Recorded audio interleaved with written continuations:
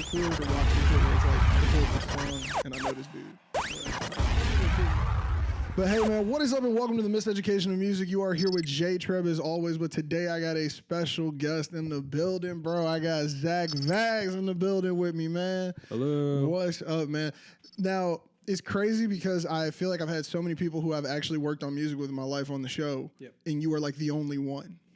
You're like the only one I've not had on the show. I mean, it's been a minute. I mean, it's been a minute. There's a reason why. Yeah, I was about to say, like, there's been timing and scheduling, but all it is, but it's just one of those things where it's like, damn, I love having the people who I've created with before on the show because it's one of those just like, we just chopping it up. That's like a family conversation in my opinion. Like, I love those.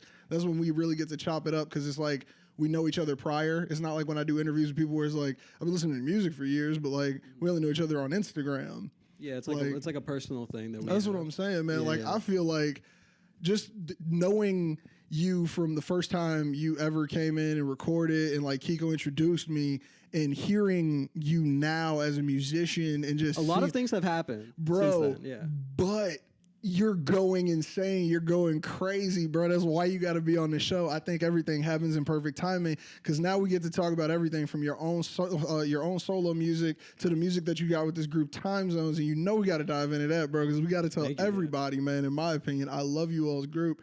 So, man, like, let's just kick it off. What are the first influences in music? How'd you get into this whole jam, man? You know, tell them what you do in music as well. Oh, well, okay, I'll start off with that. I mean, I'm a solo artist. I produce, I mix, I try and engineer for people. Yeah, I was about to say runs a studio. Yeah, I mean, it's really just like it's just another bedroom I have, you know, in my apartment. I did that in my apartment for and who did I steal 5 years, bro. Who did I steal it from? It counts. This guy. It counts, bro. That's the studio, bro. Like, it counts. Like, those tracks give people the energy to keep pushing that art. Yeah. Like, so I mean, dude, don't downplay yourself now. It's not just an extra bedroom, bro. Yeah. That's a creative room. I don't know if you ever seen the show Community.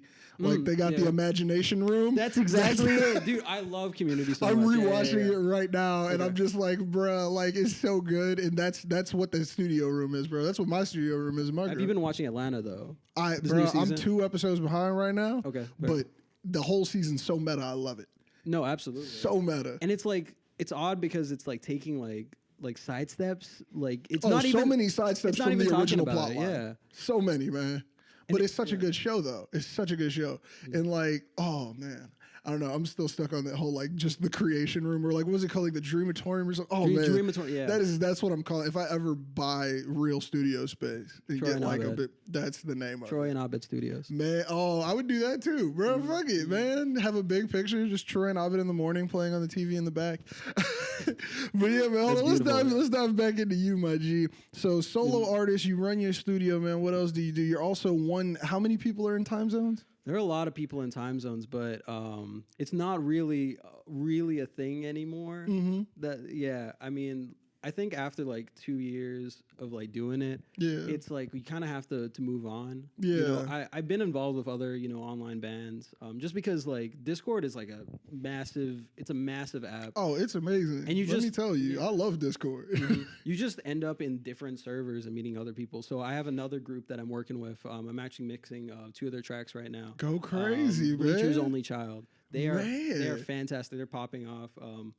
We have some like crossover members as well. You know, me, my friend Lucas. I don't know if you've ever seen me share stuff. I don't know if I know names, but I would probably know voices. He's on Queens. Okay, then I would know voices. You know voices. Yeah. No, he's fantastic. Everyone there, Matt, Automex. So I'm just shouting them out. But hey, man, that's what's up, man. Shout them out because that's so dope, man. You're the second person who I've had on who's been in a large group of people, and I feel like that's always something that really like baffles me. Just like that many creatives producing this one project and seeing how it turns out is always so fantastic because I feel like it's nothing like what the first person who starts the creation thinks of.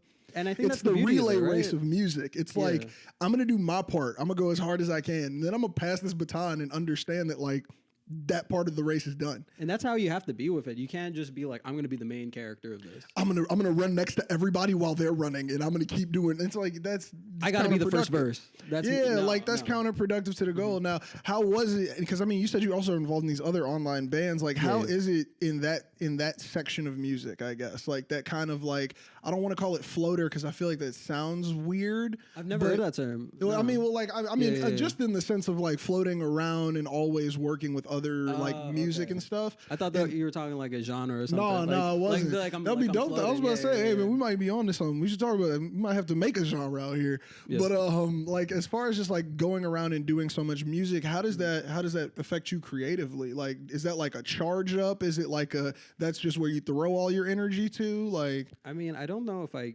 throwing all my energy into, because I feel like when it comes to energy, you kind of have to be very focused. Yeah, most of the time. Just because like at least for me right now, I'm like working all the time. I'm trying to like get like songs out that really speak to like who I am like right now. Mm-hmm. So in that sense, I don't know, it can be a lot, but I think when you like go through different avenues, you just like, for example, engineering, stuff, producing, these are all different lanes that you end up just taking and just improve. It's like different XP bars, You're literally like just RPG. Like raising stats up in each section. It's like, okay, +2 for that, +2 for that. Exactly that. So I mean, that definitely has to get you so much more. I mean, well, definitely just more than the average person's like exposure to the opportunities as well as like trial and error. I think music is like a whole bunch of trial and error. It's a whole bunch of like, let me try this right now, and then I'm probably gonna try something different the next time I create. Yeah. But like, you get that opportunity on a different level when you go on a Discord and you might get involved with a group here, or when you work with like a group like Time Zones, and then you come back to your own solo stuff. How does it affect that? Like when you finally like get back and you go like, okay, I'm gonna produce something for me. Are you noticing like little pieces you grab from everywhere? Oh, absolutely. I mean, I think when it came to Time Zones, that was fantastic for me because that just showed me how I should arrange a track, because when we were starting out with like Time Zones, that was like beginning of the pandemic, and we'd just be on like call like all night or whatever, because I always took like the late shifts at work. Yeah, so it would be like, we can't meet till 9:30. No, yeah, I mean, I think that was fine I know that. Yeah, that's real shit. Some people were like EST as well, so they didn't even mind. Yeah, and that's, man, the name of the group was Time Zones. No, yeah, because of the fact that you all read so many time zones. Probably should have put more thought into that one. Hey, I'm not gonna lie, it worked, man. As a person who's a fan, it worked. Thank you. Yeah, so what I took from that, arranging was really important. When we have so many demos, you just get to see like, okay, what worked with this song. Yeah, and then also just seeing other people's processes, because most of the time when we were doing those first initial tracks, they were all on my friend Henry Draws on computer, because he can just like keep streaming that. He was on FL Studio, so that's why I use FL Studio now. Yeah, and just taking mixing tips from him, because he would also just like stream like his whole process, and I thought that was great. That's so dope. Yeah. I always wanted to be one of those people. I'm just never consistent enough to be like, tonight I'm gonna stream me working. It's like I might work for 5 minutes, I might turn on Avatar for another like 30, and then I might work again. Sure. I'm gonna get hungry, then I might play a video game. Like my stream would be all over the place if I ever tried that. And also, like, if it's an active channel, you get distracted. If people like start like conversations and stuff, you just have to deafen. That's what I'm saying, man. Like, I get so easily distracted, especially when I know it's time to lock in. Like, and it's only when it's just like me working. If I'm working with somebody else, I'm locked in the whole time because there's another human there. But the second it's just me, it's like, bro, if I tried to do that stream, they'd be like, dude, you're just all over the place. Yeah, for sure. We told them a little bit about you now. Now I want to dive back into that early influences question. Like, what got you into just making music, man? Well, we were talking about it before, Kids Bop. Kids Bop. Oh, man. Yes, G. I mean, like, okay, that's kind of a terrible answer, but no, it was a great answer. I know what you mean, but though. That's like early exposure to that pop. Exactly, and when they have like those compilations and shit, it's like, that's me. But because they're the same age, but also like you're getting like those melodies and stuff, because that's like what's most popular right exactly now. And you also get the shuffle of them. You don't get it the same way as just like, well, I like this one artist, and then you only hear that artist type. You're getting like, okay, well, here's a Rihanna song they covered next to a Britney Spears song they covered next to a Backstreet Boys song they covered. And it's like, when you're going down that list, I feel like it definitely creates this new like genreless time period we're living in. Yeah, for sure. Like right now, it's almost like anybody can come out with any type of song and you can't surprise me anymore. Like it's like a rapper can make a country song, a country artist can make a pop song, like anything. Like the genres mean nothing at this point. You said country artists can make a pop song. Shout out Casey Musgraves. Amazing. Exactly though, but it'll hit too.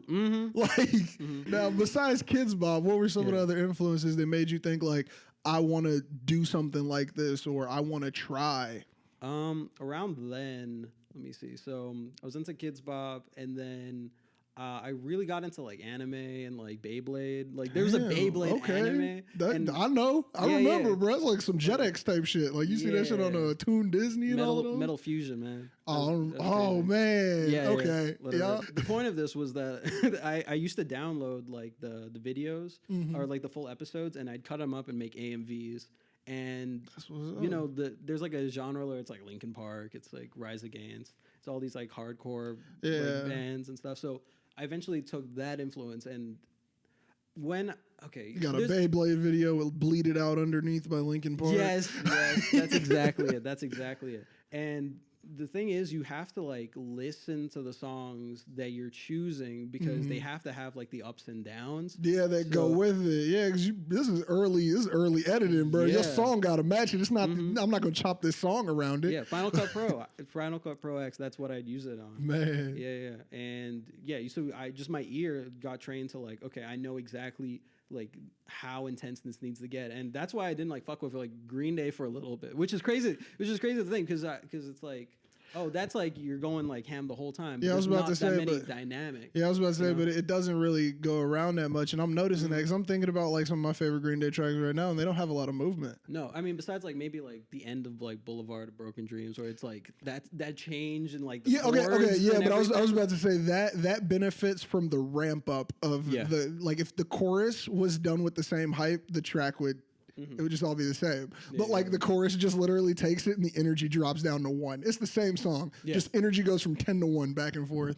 And then like you got songs like Basket Case that stay at 10 the whole time. No, for sure. I think I fell more into that actually immediately after the Beyblade AMV like genre. Like past the hardcore stuff, I eventually got into I got into a band as a vocalist. Shout out Proven Paradox. Shout out Eric. Shout out Aaliyah. Shout out, man. Yeah. They were really into like Avenged Sevenfold and Rage Against the Machine. Rage Against the Machine, an amazing band still. Amazing. Yeah.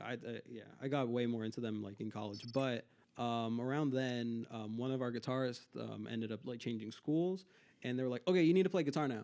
I was like, "Oh, okay, that's fine." That's wild because when I met you. You were just one of the coldest guitar players I ever knew. I didn't even know you had vocals. I just knew that you were cold at guitar. Yeah. So that's wild that's how you got a guitar in your hand. Just, hey, man, he's gone. We need somebody to pick up the slack. Well, the good thing was that we were playing Green Day songs, Blink-182 songs. So they're like my next influences. And that's all like, again, pure energy. When I met you, you was working on some rap tracks and some R&B shit, man. This is wild. This is so wild, bro. Yeah, that was like my foundation. Yeah, like for guitar. Yeah, like all that like punk stuff because it was actually great for me because it gave me a lot of confidence because all you have to do. Okay, for anyone that like plays guitar and stuff. I was about to say you got the secrets to playing the tracks. Kind of, because I have the secrets to starting out like learning guitar because I think when people like initially learn, they're like, okay, that's the E, that's the C, it's like specific like shapes and stuff, but for the type of music I was playing, you only need to know like one, it's a power chord. It's for the music theory people, it's a 1 and a 5. Yep. Like that's all you need, and then you can just slide that everywhere. And it's like I'm just gonna play around with this and make a whole song. Right, exactly. And then all I need to do is like figure out what I'm doing with my right arm. So it's like it becomes like a rhythmic thing. So I don't know. It gave me a lot of confidence to just be like, okay, I can play like this, and I sound good.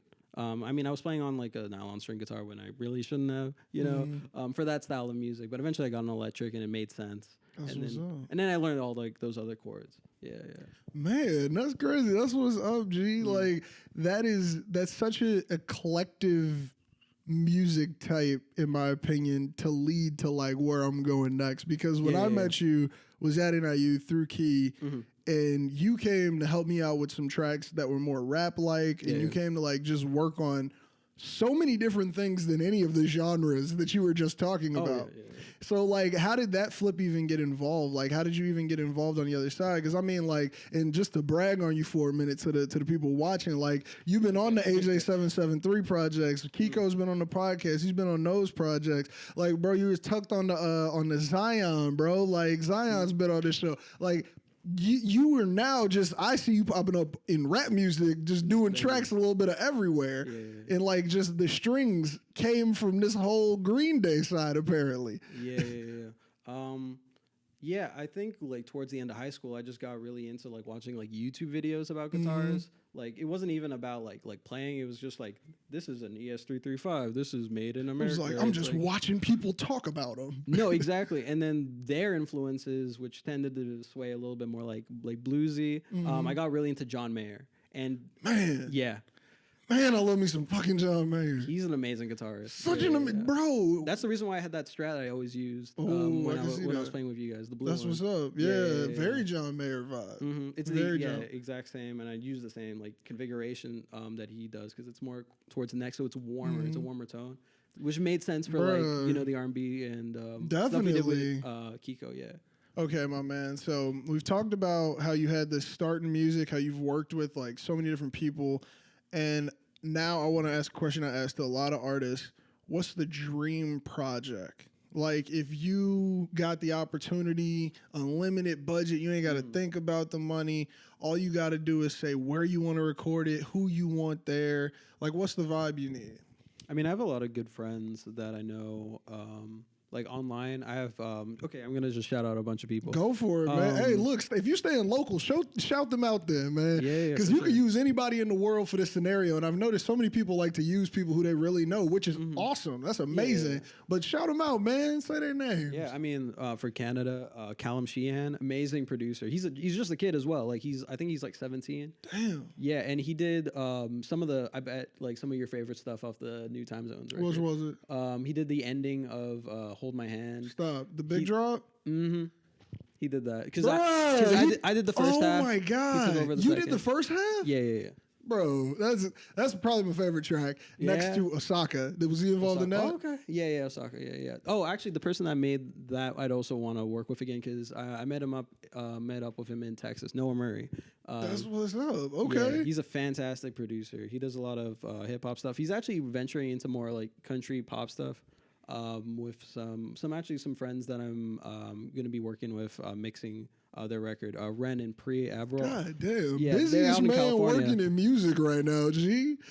It's like again, like Discord and social media, they just makes make it a little bit easier. Way easier, yeah. Hell yeah. Well, I mean, seeing that even explains your list here. Who else you need on this project? Okay, so I already said Noah, Callum, my friend Charles Morrison. He actually did some of the drum samples that are on Aspera. Okay. Because we did, oh my God, Aspera sounded so different.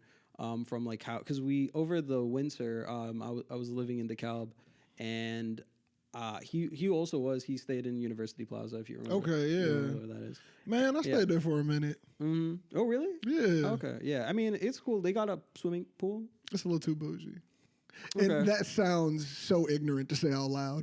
But if you know my lifestyle was not concurrent with living in that place. The reason we talked about UP is because my friend Charlie, yeah.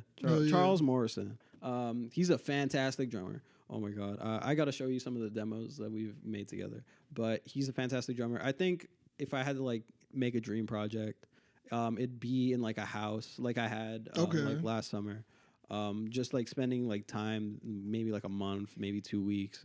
However, artist camp vibe, little creative camp energy.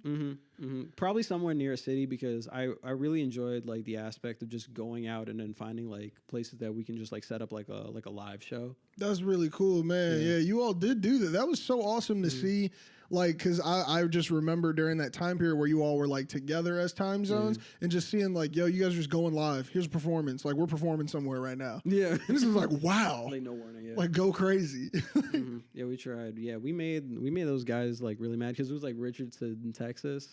And their population was very conservative. Yeah, and that wasn't the vibe they thought they were getting that night. Well, the thing is, like, the first few songs were good. We just had one of our friends, Sean Connolly, shout out, Rocco Dijon. That's his stage name. Oh my god, I gotta show you his music, bro. Come on, I'm gonna need a playlist after this episode. Mm-hmm. I don't know. I think I just like probably have just some friends that I fuck with that know they're not gonna distract me, from making music, that are just like, oh, I have an ear, like a good. That's really it. Like, I don't care like what type of genre you're really into, as long as you have a good ear, for like. That's what you need around the energy. You need that around the album. Mm-hmm. So the Dream Project's pretty much just gonna be made around that whole friends energy. That's what's up, man. Mm-hmm. And you ain't got no big people you want to pull in. If you got any budget, you ain't got famous people. Anybody you want, man. Who would you pull in? No Name. No Name. Oh, great shout out, great man. I was listening. Great shout out, because I don't know if anyone said No Name on the pod in this question before. Oh my god, I was listening to the telephone on the way here. Man, come on, man. I'm 25. Oh my god, Henny invented the catalyst for. Oh my god. Oh, ooh, you about to get your ass beat. Oh man, that whole album is amazing. No, yeah, D'Angelo, amazing. Bro, y'all would go crazy. Another one, Mos Def, yeah. Oh man, come on, you gonna have Mos Def kick a rap over the guitar? Oh man, yeah. Mos Def on the interludes would go stupid on a project. Oh yeah, just like not even like him rapping, just Mos Def interludes, bro. Oh man, okay, you might have one of the dopest projects I heard, just because when was like. I've never heard D'Angelo, Mos Def, and No Name all in the same place, and that's why it's like. That would be cold to hear. Yeah, I don't even want to be on the record at this point. I just want to produce it. I want to curate it. Yeah, you got to pull a Kanye at this point. This is my Donda. This is your Donda. This is my Donda. Yeah. That's what's up, man. That's what's up. That's so dope, man. That's a dope dream project to have. I would love to listen to that one day. I would love to listen to that, G. And then Questlove would have to be on it too, yeah. Oh yeah. Sorry, Charlie. Sorry. I was about to say you put them both on there, man. You can put them both on there. Just like Questlove, come in and punch up, some of my homies on the side. Because I don't think your homie would be mad to be like, yeah, that's me and Questlove drumming on there. Like, yeah. I mean, I think he'd like to be in the same room as Questlove, first of all. Oh yeah, you gotta get him in the room if you're gonna put another drummer on top of the drummer. You gotta be like, hey, that's how you break it to them. Least I can do is introduce you, bro. Like, that's how you break it to them. You're like, oh, here's Questlove. Oh my god, I love Questlove. He's like, yeah. He's gonna track over all your shit. And he's like, I don't care. Yeah, it's like, hey, do I still get credit? We're good. Our names are gonna be right next to each other. That's all I care about. That's what's you got a production credit. It's fine. It's fine. That's what's up, man. Now that's your dream project. I want to back up a little bit and talk about the projects that you dropped. So right now, I think you've been singles. We had Stallin. We got let me not mispronounce Espera. Espera. Yeah. But like we have the singles right there. Before that, there was Midwest Alien. Yes, sir. Which I love, man. What's the concept on that? Midwest Alien. I wanted to. So I've had the name Midwest Alien since like we were like working together. Yeah. Because I'm from Hong Kong, I don't even. Did you know that? Fuck no. Oh, really? Just found out right now in real time. You're from Hong Kong? You see his reaction right there? You're from Hong Kong? Yeah, I'm from Hong Kong. I grew up there. My parents, they both moved there for work and decided to make a family. And I only moved here 2018. Yeah. You moved here in 2018? I met you in like 2018, like 2019. 2019, yeah. What the fuck? Mm-hmm. Got me early. No clue, bro. Had literally no clue that you lived in. Oh my god. But that's why I named it Midwest Alien, because I'm in the Midwest and I don't feel like I'm from here, like at all. Like I'm out of place. Dude, I thought I had an idea of what the concept was. I was wrong. I'm curious to hear what I thought it was just somebody who was from the Midwest, but they always felt like an alien. I mean, yeah, you could say that. Sure. But I would argue it's the other way around. No, it's literally like you're an alien that came to the Midwest. This is damn, dude. You're from Hong Kong? Yeah. What the fuck? That's why I like being like close to Chicago. Or because I didn't live in the city of Hong Kong. I always like lived on like outer islands because it's a bunch of islands. Yeah. And oh my god, I miss like being able to like take a bus. Like maybe like a 20-minute bus and then just be at the beach. Yeah. Or like a 20-minute like train ride and be in the city. Yeah. That's why I like driving out here, even though like see, that's why I like living in it though, because I like it to be like if I take a 20-minute walk from my crib, I'm at the lake. Like that's what I like. Like I don't know, 20-minute drive is different. Like because I grew up on the south side, which is like outskirts of the city and shit. So we would always come in, but like always wanted to like live in the middle of it. I was always just like, I want to live there. Like why am I traveling to it? Yeah. Live in it. Like which is crazy because I feel like you get the zen from traveling to it. Like that's that's the dope part of it. It's about the roadkill we saw on the way. I love that. I love that.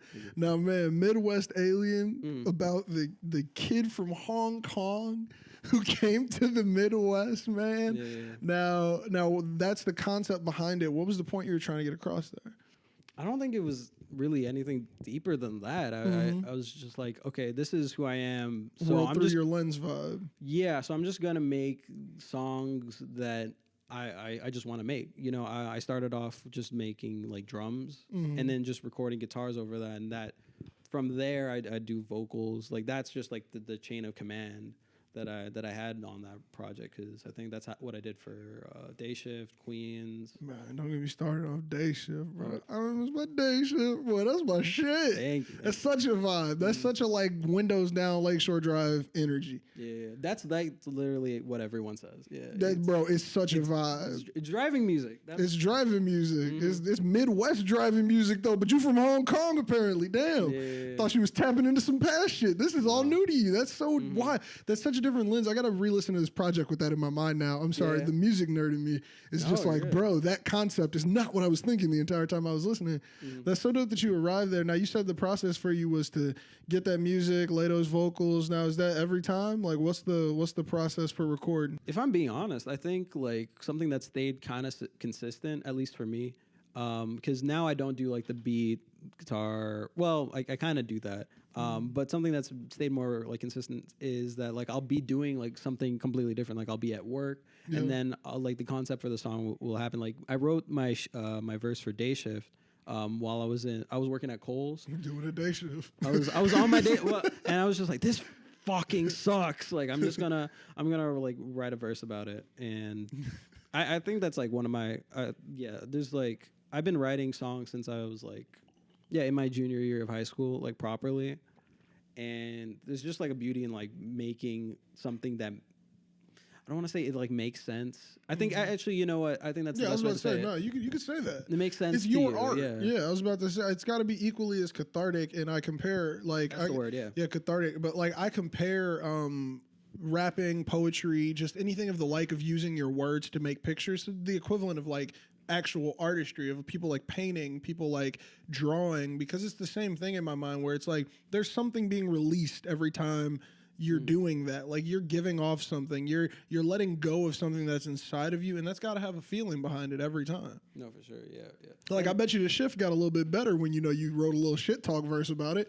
Like I mean, I don't know if it made the shift better, but it passed some time. Let's say sure. Oh yeah, for sure it passed time, because I was in that room for so long. But I mean, it's one of those things where like when you're creating, the energy flow you feel and you get, the way your brain starts firing off when you're thinking of that new and you're writing it down. You ended up getting that in a place that is not created for you to really get that. No, yeah. And that's the beauty of it, man. And it's dope that like you'll damn near take anywhere. There are some people who like need that specific setup every time. Yeah. Like they need that perfect you dig. Like no, yeah, because you were talking about incense. If the room ain't 68 degrees, I cannot sing. I can you know what?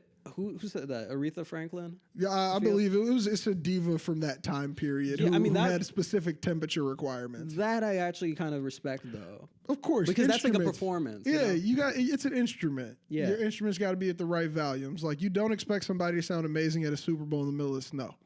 Like, Yeah, it doesn't make sense. Yeah, you're asking for a lot. No, exactly. But, like, when it comes to, like, concepts, I feel like you can think about that anywhere, especially if it's, like, you're doing something that's, like, mind numbing, you know. Like that's how you stay fresh. I have a new song that I'm trying to like I've been conceptualizing in my head because I've been listening to a lot of like The Alchemist, Arm and Hammer. Have you listened to Black Sunlight? I don't believe so. Okay, it's a great track. I'll put you, it's going to go on the playlist. Put me on, bro. It's going to go on the playlist, and it's got like because the Alchemist type of production, it's a lot of vintage samples. It's all just gonna have what I consider to be more New York of the vibe. Yes, I love the East Side. I think one of the first rap records I ever listened to was Illmatic. Hey man, that's what's up, man. G, thank you so much for coming on the show. G, we about to wrap it up and get up out of here, man. But before we get up out of here, I got 2 questions for you. What's up next is my first question. Okay. So, and then the second question is, what's our outro track? Which I'm sure y'all already know that, but give me those 2 answers and then we can wrap this one up. All right. Next up for me is I'm working with a bunch of different artists. You can see that on my Instagram, Zach Vaz, ZACHVAZ. Tagged up everywhere. It's on this somewhere in here. It's in the description at minimum. Yeah. It's actually an EP. You don't know that. Oh shit! Hey, well, I'm bumping it already. So keep going. We're in the future. Yeah. So yeah, check that out. I think it's one of my most personal songs. And yeah, I mean, I think that's all I really have to say. I mean, what's the outro track? Let's play Black Sunlight by Arm & Hammer. Hell yeah. Hey, man, usually I use it to, promote y'all, but let's give him that one. That's the vibe. Let's give him that one, man. Hey, thank you all for peeping the podcast. Make sure to tune in next week for another episode and make sure to check out Zach on everything, man. Thank you. The whole thing was a blur. Laughed at first. Niggas' politics absurd. I ain't even answer. Just let the weed burn.